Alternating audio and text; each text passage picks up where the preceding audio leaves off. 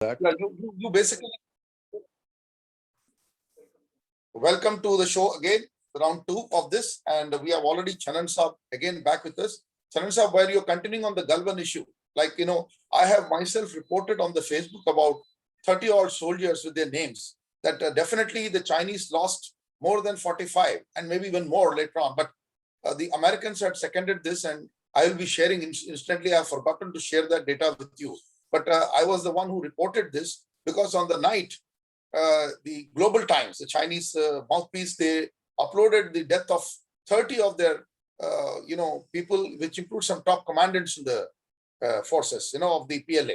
And that counterattack by the Indian Armed Forces was an extraordinary counterattack led by the Bihar 16 and the regiment and the Ghataks. And this, I think somewhere we have not done the psychological. My point is, we have not done enough psychological counter versus the Chinese. Other than going to the rooftop and shouting, we have not given hard evidence-based tackle to the Chinese overall in the PR exercise. What is your view on this? So you see, our Chinese policy and China as a whole is handled by the China Study Group in the Ministry of External Affairs. Right. The Indian Army has no direct role to communicate or state anything on its own. So if you noticed in the 9th, 10th and the 11th round of talks, there was the Ministry of External Affairs official which was deputed to be present in the talks so that the points that the MEA wanted to raise could be raised at the theater level. And now the Chinese have responded by saying that these theater level talks need not be carried any further. Right. They do not want to let this be the focus in the current environment when Mr. Xi Jinping wants that the soft side of China needs to be projected more than the harsh realities of ground. We are all understand in the strategic community that the border issue is not going to be resolved very soon in our lifetimes. Secondly, Yes. we also understand that the Chinese cannot go beyond a certain point along the LAC also. There Right. could be a few skirmishes, but they would like to avoid it. They do have a paucity of troops. They, in their keen desire to modernize, forgot that mountains require troops, and troops, no matter how many troops you push in, are always inadequate. So therefore, there is a strategy of how you occupy passes to deny the ingress routes to the enemy and how it has to be negated. They do have a lot of, say, firepower or rocket forces which can dominate us to a certain point. But then these are basically gimmicks to sort of create an environment of fear in the enemy to say that I will hit you with this. But what we can hit them back with is also known to them. And yeah, for example, we have the we have the Pinaka system. We have not talked about this system many times. Yeah, so the basic difference I think which needs to be understood is that it is not weapon system, it is the man behind the weapon system that counts. Agreed. So ours is a volunteer army. We don't conscript. The Chinese have conscript people, and now they started conscripting the local Tibetans, so they feel that they will be able to be better fighters. If you look back during 1965, we did not have as much weaponry what the Pakistanis had, but we knocked out their pattern tanks with our vintage World War II tanks also. And coming now to as late as February of 2018. Right. As it coming to the date of 26 February 2018, after we had done the attack on the Chinese, on the Pakistanis, and knocked out the terror camps. Next day, when the Pakistani repost came in, their F-16 was shot down by a 40-year-old aircraft, the MiG-21. Right. So it is a commitment of what you want to do and how far you want to exceed. Good. So I think maybe, in a subsequent program, we could dwell more on this, because I I know. really would have to request you to go, because there's a commitment on the other side at about 3 o'clock, and I've just got 16 minutes to sort of reach there. So Oh, no problem. So we will wonderful. continue again next week, Yeah, and I wonderful. think we'll pick up the threads from there and continue with the discussion. Right, the same time next week, maybe 2 or 4 with you. And it's wonderful to have Chanan Saab's initial briefs and some background to the whole story, because I will be continuing this discussion with Murthy Saab, and we will have Sri Kumar joining. And thank you, Chanan Saab, Lieutenant Colonel Saab, wonderful. And it's a beginning. I think we can educate this country and also prepare the mindset for the future with people like you. And I'm sure that we will be able to tackle not only China, but also emerge as a much stronger nation, both militarily and economically in due course. Thank you, Chanan Saab, once again. Thank you so much, Jai Hind. Thank Bye-bye. you. Jai Hind. Thank you, Colonel Saab. Thank you. Thank you. So, Murthy Saab, continuing from where Chanan Saab left, my question is very simple. When we made that India Defence Tech Conclave, which was held on the 20th of March 2019, we came out with a white paper, and that white paper was submitted to the then Defence Minister Nirmala Sitharaman. And then later on, it was again sent back to the current Raksha Mantri, Rajnath Singh ji. And I think one of the issues that we said was definitely the frontal issue was increasing of the defense budget to $100 billion. Absolutely. And Manoj Chanan has, Lieutenant Colonel Manoj Chanan has agreed that that is a way to go forward. Because if in 3 or 4 years we prepare that 400-500 billion plan, it's not about purchasing now. Purchasing now could be 15 to 20 billion. But what is important is to make a larger outlay covering the naval forces, covering the Air Force in particular, other than the Army. And I want to give you a background. What happened in April, that we made our second visit, the Defense and Marine team made the second visit to Goa Shipyard Limited. And we have a wonderful man leading it, Commodore Bharat Bhushan Nagpal, who's a NIT Kurukshetra alumnus and who served the Navy, Indian Navy. And this gentleman is doing an extraordinary job, because he is going to supply, and these are first time it has happened, the petrol boat for Pengong So, basically to counter China. The supplies is going to be for the Army, not for the Navy. These boats were actually prepared without an order. They were first prepared, a sample boat was prepared, and then the armed forces wanted certain specification tailor-made for themselves, the Army, because the Pengong So lake is such a lake that's got a short width, and the boats had to operate inside that, and they should also not only be petrol boat, they could even act as an attack boat, So it needed a hybrid combo. And they're doing an innovative job, and I tell you that I don't want to give the details, but I saw those boats literally on the production line. Approximately 12 of these are going to be supplied to the Army in quick time. And when I asked about this kind of innovation, he said it's the first time they're made, but they got experience by making speedboats for the Coast Guard, and also exported these boats to Thailand and other economies. So basically learned a lot, and there is a good technological, I would say, tie-up, because the engines are coming from MTU, the speedboats for the Coast Guard, which were ordered long time back, which were ordered when we had the Mumbai terror attack. It was ordered at that time, and the completion of the order only happened about 2018-19. And that was all supplied from, I would say, the Goa shipyard. Interesting was, we came to know that the hull was actually made by Chogule Group, and the rest of it was made by the Goa shipyard. So there's a lot of public-private participation model. The second part is, absolutely. The second part is, which we carried last time. The Russian company Yantar has a joint venture with Goa Shipyard Limited. And the interesting part is, the design and engineering comes from Yantar, but the entire Krivat class fast-acting Krivat class 3, the latest Krivat class frigates, 2 of them are being made at the Goa shipyard, and the first one is under construction or built up right now. So I saw extraordinary activity, and the shipyard very active. It is probably the only shipyard in Asia which is a paperless shipyard. It completely is a digital working shipyard, and that's completely happened during the new MD, Mr. Commodore Nagpal's coming. So I'm saying probably more budget, more support, and more support to some of our PSUs rather than just looking at only the private sector delivering, because a private sector can work for a public sector, but private sector on its own, how much it will develop, because where it will acquire the technology and the experience. I want to talk on this with you. How can Absolutely.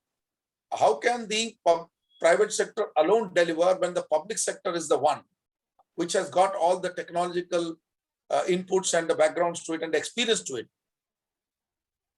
We have Sri Kumar, welcome, and I've asked PVSN a question. I've asked PVSN a question. After that, she will come immediately, quickly. Yes, Murthy Saab. Murthy Saab, can you hear me? Yeah, this is.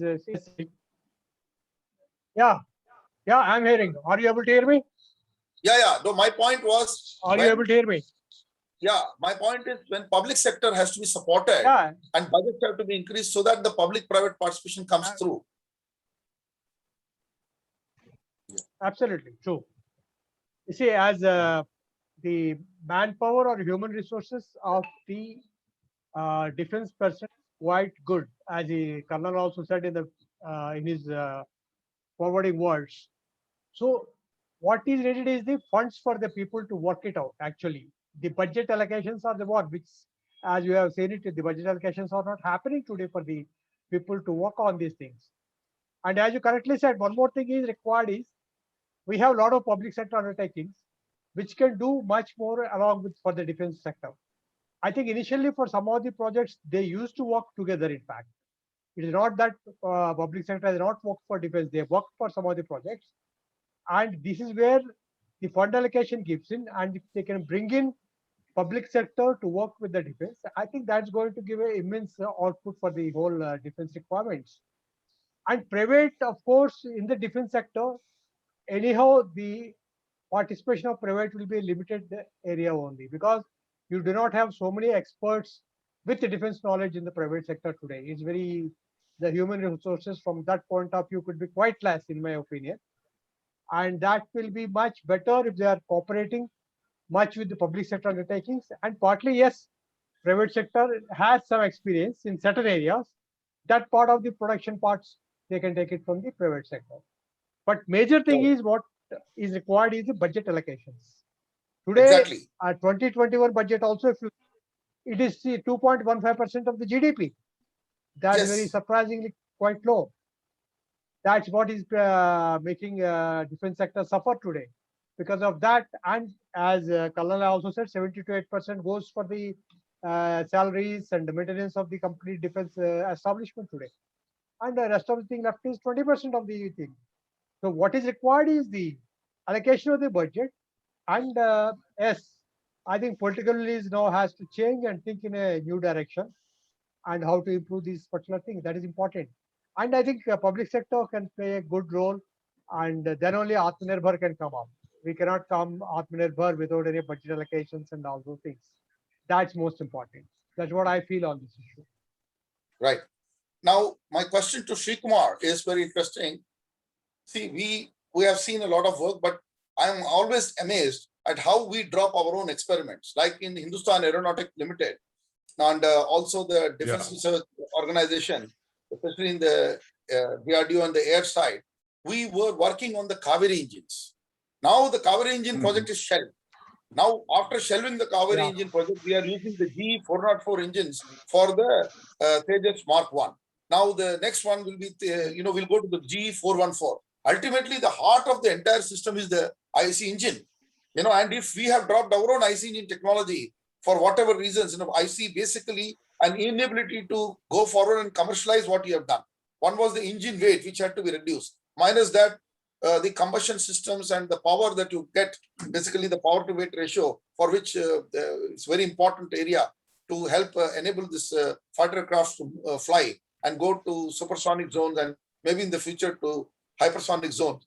Now this entire aspect of progressing either on our own or acquiring technology from a Gripenny or some other joint sector manufacturing, the global leaders. This should have been the way forward. So Shri, you tell me, can we shelve such projects and then think of indigenizing? We are shelving the Kaveri Engine project. We have already shelved it actually. It's no more on the board. Yes. But after we have spent billions of dollars on it. And we still are a country, we're not got our own IC engine design. So Shri Kumar, your view on this? Yeah, my personal take on the defense sector as a whole is that in a country like India, it has to be under the government control and maybe Yes. supported by a lot of private ancillary units which supply a lot of spares, etc., etc. That's point Right. number one. And secondly, we do have the technological capability to really develop all these engines to whatever level we want to. However, there is something like a lack of will. Either it's a political will or it is the way these public sector defense organizations are run. Right. Today, earlier it was not like that. During my father's days, who was trained on Rolls-Royce engines in the 60s and 70s, there was a will among the people, among the organization that we must indigenize as much as we can. But I feel today that complete focus has changed. Today you have appointments which are based on, based on certain political connections, and they are not necessarily the right people to head the organization or take decisions for an organization. These are the things which are actually hampering. It's not that we don't have the capability. We do have the capability. If you look at it, on an average Indian is much capable than any other, individually, if you compare an Indian, a Chinese, or American, or European, I understand that the Indian has a better capability. The only problem is that we are not focused together, right? See, over a period of time, this has cost us heavily. Now, if you, as Mukti Sir rightly said, our defense budget has not really increased post-Doklam. Though we Yes. did a lot of muscle flexing and sending up tanks over there is no increase in the defense budget. Why? So the question mark is that what Manoj Chaman said, Colonel Manoj Chaman said, what VP Malik said, and as maybe Nirvana also will tell the same thing, that we will fight with what we have. Right. So the problem is not that we cannot develop, there has to be a systemic change within the psychology of these fantastic organizations. They are capable of doing wonders. DRDO, ADE, etc. There are something like 64 defense organizations in Bangalore alone, right? I have visited a couple of them, and all of them are very committed. Now, what happens? The guy who actually leads the show possibly should have the right, focus from above, whether it's Raksha Mantri or whatever, right? They should have a vision. There is no vision. So what is happening is things are drifting. They come to office, they do something. Why did the LCF project overrun itself by almost 10 to 15 years, right? The reason was the vision was not there. People weren't using it in political purposes. So there has to be a systemic change in the political setup itself, which should not meddle with the development of these technologies. If today, if you see a lot of technologies that is applicable in civil come from the defense. For example, CFTRI in Mysore develops a lot of concentrated food and nutritious foods for the military. They also sell it in a different version for the consumer industry. And you find superfoods that they are making. But honestly, because there is no visibility, there is no advertisement, people don't know about it.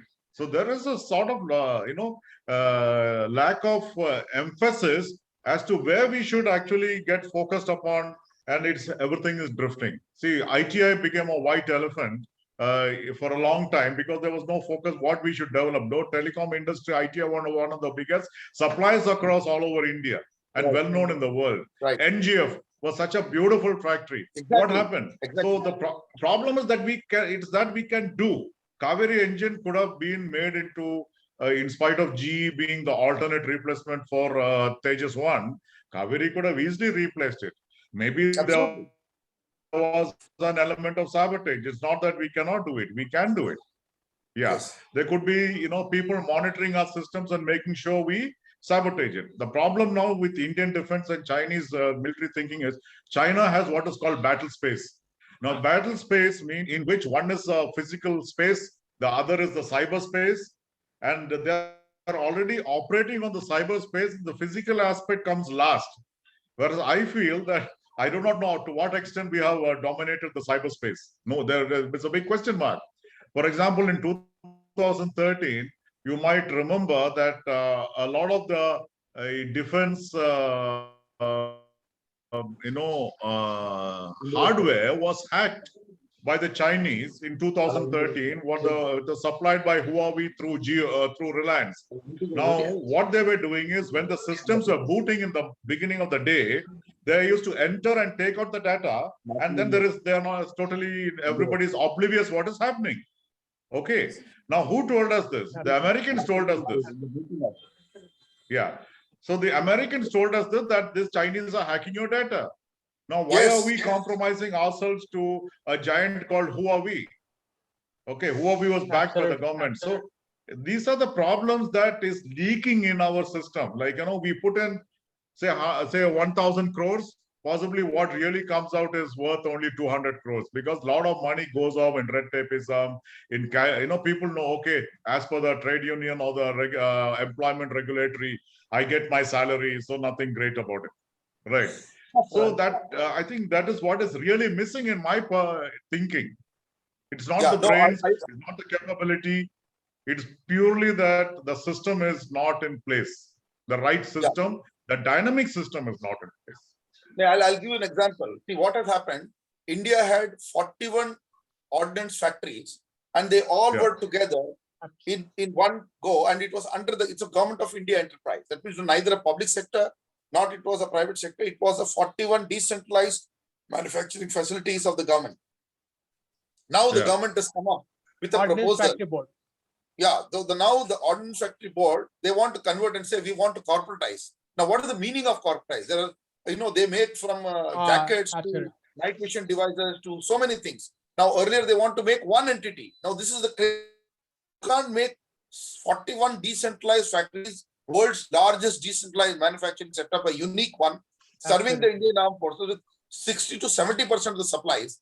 Now we want to say we wanted to make one entity. Finally, the government found after our That's all. article in Defense and Marine Base last time, our article said this may not be feasible and it should not be touched upon. They can professionalize it.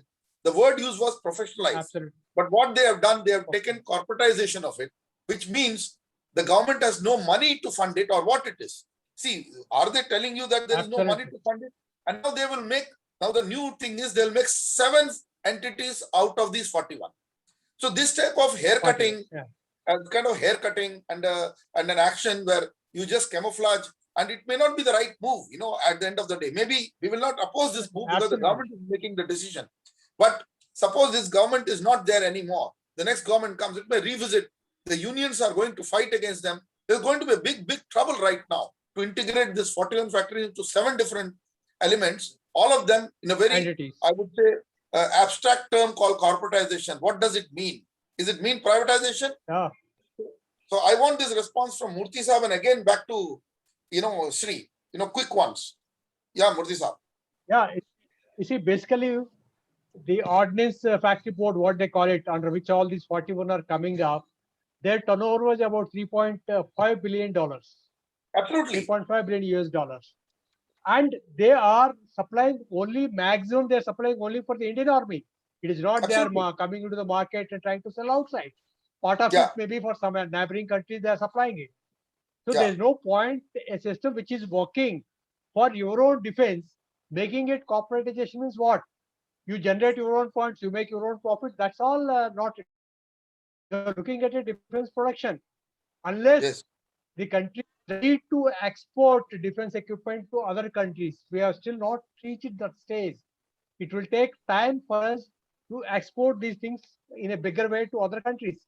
Till that time, it has to be under the government and it has to run as a support for the Indian military system.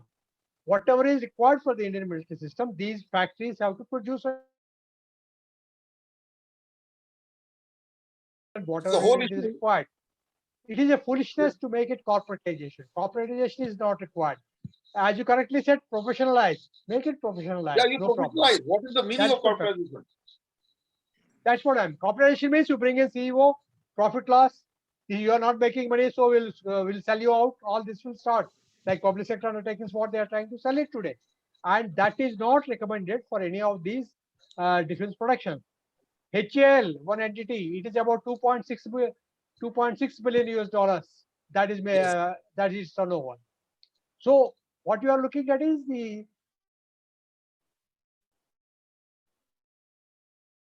these companies working not for a commercialization. They are not working for a marketing. They are working for this company as a country's defense production, and government has to support it, not corporatize it or sell it or nothing else. As these companies will have some ancillaries, which will be small MSME units, will supply some parts of it. That always happens. Right. Defense में बहुत systems है जहाँ MSME से छोटा-छोटा चीज जाता है. That but under strict control again. The quality control is very strict for them. So that is what required is they cannot corporatize it. They have to make it simple. And incidentally, here I want to share something. It's very interesting. I was going through the percentage of GDP to defense expenditure. In 1986, it has gone up to 4% during Rajiv Gandhi's regime. And 1962, it has gone up to 4% of GDP defense expenditure. Only 2 times in whole of the history, 4% of GDP is gone to defense. Rest of the times, it's operating between 1 to 2, 1 to 2.1. That's it. Exactly. So our $100 billion political will is- request, our $100 billion request is about 4 Yes. to 5% of the GDP. So which is very fair. Absolutely, 5%. It's fair. 4 to 5 is fair. Absolutely. That's what is required. That's what we are requesting. And only 2 We're not times we have asking done. the moon. We are not asking the moon. We are asking for Absolutely. this. And one of the things is when you give a message that now I don't have money Yes. to run my ordnance factory 41 and I want to make them 7, I want to corporatize them. What is the message? Are we telling that we don't have any What is the resources message? and money to spend on the defense arena? Is the government sending such a message? Absolutely. It's a cross communication. It's a demoralizing message for both the ordnance factory boards as well as the defense setup for India. So the government must rethink what Absolutely. message it is sending. Absolutely. Yes. And also it gives a wrong message throughout the world also. Throughout the world for Exactly. other people also. Exactly. And It's Shri, not only for as rightly said, sometimes we sabotage ourselves and who is doing it, we do not know. Like the Kaveri engines, I also explained to you a positive side that I saw at Goa shipyard because there was a freedom to a chairman and managing director that a result of new technology has come in, which is, and then he was not stopped from using the budget to create a fast acting petrol attack boat. Now, this was an innovation. Unless you give free arm to a body to innovate, how the hell you are thinking of any indigenization? A second part that I want to show is in 2019, and in fact, around 18 itself, Gripen E, one of the world's leading, aircraft makers, which is Saab. Saab wanted to give 100% technology transfer of Gripen E. In the single engine category aircraft, it is world's best aircraft. In the twin engine, I must say that there is no better aircraft than Sukhoi 57. Of course, we can look at the Boeing FA-18A and B, but not the F-16s, because we will have a clash of interest between F-16 available with the Pakistanis, and they have offered us F-21, varied version. There also, the Americans through Lockheed Martin want 100% transfer of technology. But I did not see any action on these lines. Acquisition of 100% offer of Gripen E or acquisition of 100% offer for making and then exporting of F-21s from the Americans, or the FA-18, any order for FA-18B, which is the best suited for our fighter aircrafts on the deck for the navies. Now, I did not see any kind of movement in this direction, which does not cost money.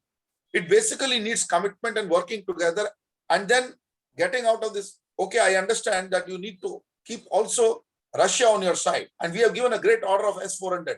But when we are giving an S-400 order, we are almost apologetic, and they are pushing the Triumph system, the quad, the third system, which comes from the Americans as an option, which is cannot.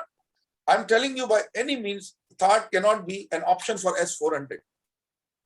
for India, So these are certain very complex things which stand in front of us, and it seems we are dilly-dallying from, pleasing one country to the other, or otherwise we are just not having the spinal cord to take bold decisions, bold ones which are politically good for India, may displease some people at this juncture, but we end up trying to please all. It seems like that.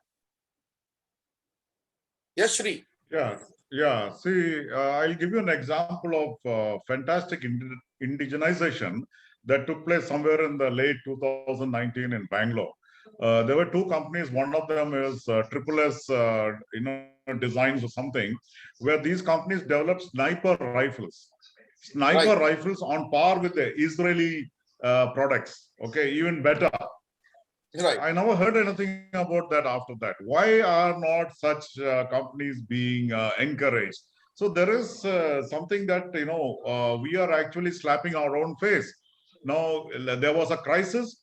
We run to Russia to place orders for aircraft and other things. Another crisis, we go to some other country to buy something else. This is always happening is because we are never ready for an opportunity and never prepared for a eventuality. Now this has to change. My focus is this has to change.